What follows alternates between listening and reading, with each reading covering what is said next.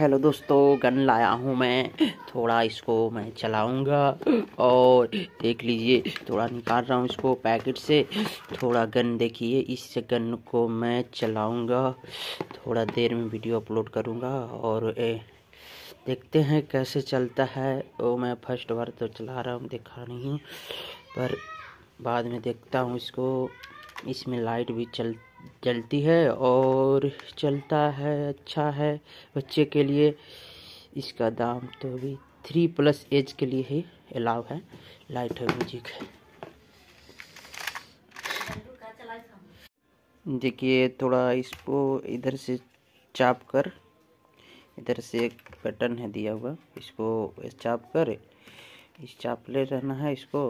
और मैं वीडियो तो बना रहा हूँ, तो ऐसा निकल जाता है। देखिए, ऐसा ऐसा ऐसा ऐसा ऐसे इसमें सेल लगता है। मानिए जो भी गन का जो भी होता है, बंदूक का वो होता है जो ना, गोली इसमें लगता है और लगता है।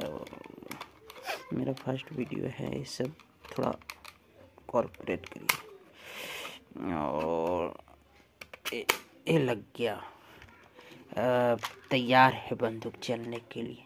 और इसमें अभी सेल नहीं लगाया हूँ, अभी नया नया आया हुआ है न्यू, तो इसको दुकान से लाना पड़ेगा। इसमें लगा कर चला कर दिखाऊंगा। ठीक है, थैंक यू वेरी मच।